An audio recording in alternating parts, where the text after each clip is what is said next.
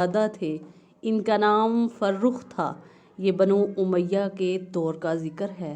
खरासान की सरहदों पर जिहाद हो रहा था। फर्रुख ने जिहाद पर जाने की नीयत की, बीवी से मशवरा किया। नेक सीरत बीवी ने कहा, ठीक है, आप जा तो रहे हैं, मगर आपको मालूम है कि आप चंद माह बाद एक बच्चे के बाप बनने वाले हैं। फर्रुख पर जिहाद की धुन सवार थी। वो मुतअद्दद बार लड़ाइयों में शरीक हो चुके थे। उन्होंने बीवी को जिहाद की अहमियत और फजीलत से आगाह किया और कहा, गुज़र बसर के 3000 दिनार तुम्हारे हवाले कर रहा हूँ। मेरे आने तक ये रकम तुम्हारे लिए काफ़ी होगी। फर्रुख जिहाद पर गए तो वहाँ मशगूल हो गए। हर चंद के बीवी का ख्याल आता, मगर जिहाद का सिलसिला बढ़ता चला गया। ये दौर इस्लामी फतूहात का दौर था। मुसलमान समरकंद और बुखारा को फतह करके आगे निकल रहे थे। वक्त का पता ही न चला। मदीना मुनव्वरा से निकले हुए उन्हें कमो बेश 27 साल गुजर चुके थे। फिर एक दिन फर्रुख इस शान से मदीना मुनव्वरा वापस आए कि घोड़े पर सवार, हाथ में नेज़ा पकड़े अपने घर आए। नेज़े से दरवाजे को धक्का दिया और घोड़े समेत घर की दहलीज पार की। अंदर से एक नौजवान निकला। एक अजनबी शख्स को यूं घर में दाखिल होते देखा तो नौजवान कहने लगा, ऐ अल्लाह के दुश्मन, बगैर इजाज़त मेरे घर में कैसे दाखिल हो रहे हो? फर्रुख बोले, अल्लाह का दुश्मन मैं नहीं, तुम हो। तुम मेरी बीवी और मेरे घर में दाखिल हुए हो। घोड़े से कूदे और नौजवान का गिरेबान पकड़ लिया। बड़े मियाँ लगे शोर मचाने और नौजवान को बुरा भला कहने। इतनी में इनके हमसाए भी शोर सुनकर इकट्ठा हो गए। मामला क्या है वो दोनों से पूछ रहे थे। किसी ने जाकर हज़रत इमाम मालिक बिन अनस रहमतुल्लाह अलैह और दूसरे उलमा को भी इत्तला दी कि इस तरह झगड़ा हो रहा है। चुनाचे वो लोग नौजवान की मदद करने के लिए दौड़े चले आए। ये नौजवान जिसकी हमायत में उलमा और मशाइख भागे चले आए, इनका नाम रबी और राई था। ये बहुत बड़े आलिम दीन थे। मस्जिद नबवी में इनका हल्का दर्स था जिसमें बड़े बड़े उलमा शामिल होते थे। रबी कह रहे थे, मैं तुम्हें लाजमन सुल्तान के पास लेकर जाऊंगा। इधर फर्रुख भी कह रहे थे, अल्लाह की कसम, मेरा तुम्हारा फैसला अब सुल्तान के पास ही होगा।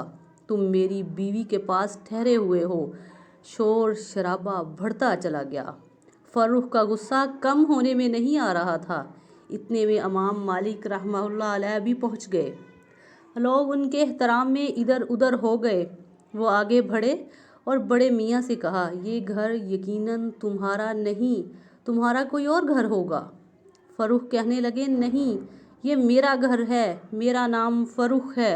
इतनी देर में उनकी बीवी अपने खामिद की आवाज़ पहचान गई और अंदर से निकल आई और कहा, अरे ये तो मेरे खामिद मोहतरम हैं और ये रबी और इनका बेटा है। जब ये जिहाद पर गए थे तो चंद माह के बाद पैदा हुआ था। उन्होंने तो अपना बेटा देखा भी नहीं। अब जब दोनों का मालूम हुआ कि वो बाप बेटा हैं तो एक दूसरे को गले लगाया और मुलाकात की खुशी में बेख्तियार रोने लगे।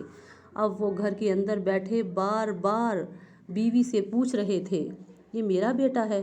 अरे ये तो जवान हो गया। बीवी कह रही थी, हाँ, ये आप ही का बेटा और लख्ते जिगर है। थोड़ी देर सस्ताने के बाद और हाल अहवाल दरियाफ्त करने के बाद फर्रुख ने अपनी बीवी से कहा, तुम्हें याद है मैं तुम्हें सफ़र पर जाने से पहले कुछ माल दे गया था, वो किधर है और कहाँ खर्च किया? इनकी बीवी कहने लगी, मैंने इनको दफन कर रखा है, कुछ दिनों के बाद निकालूंगी। इधर रबी मस्जिद की तरफ चल दिए और अपना हल्का दर्स में मशगूल हो गए। इस दर्स में इमाम मालिक, हसन बिन जैद और मदीना मुनव्वरा के अशराफ के अलावा बहुत सारे उलमा और अवाम शामिल थे। दर्स जारी था। कुछ देर के बाद रबी की वालदा ने अपने खामन से कहा, जाइए मस्जिद रसूल में नमाज अदा कराइए। चुनाचे फर्रुख मस्जिद में आए, नमाज अदा की। एक तरफ देखा कि हल्का दर्स में बड़े बड़े उलमा बैठे हैं اور ایک نوجوان انہیں درس دے رہا ہے۔ فروخ اس حلقہ کے پاس آ کر کھڑے ہوئے اور نوجوان کو دیکھنا شروع کیا۔ اس روز ربی نے خلاف معمول سر کو زیادہ ڈھانپا ہوا تھا۔ ٹوپی اس طرح اوڑھے ہوئے تھے کہ چہرہ نظر نہیں آتا تھا۔ ان کے والد فروخ کو شک سا گزرا کہ کہیں یہ میرا بیٹا ربی تو نہیں۔ انہوں نے تصدیق کے لیے حلقہ درس میں بیٹھے ایک شخص سے پوچھا، یہ نوجوان جو درس دے رہا ہے کون ہے؟ اس نے کہا، یہ ربی بن ابی عبد الرحمن ہے۔ اب فروخ کہنے لگے، الحمدللہ، اللہ تعالیٰ نے میرے بیٹے کو یہ مرتبہ اور مقام دیا۔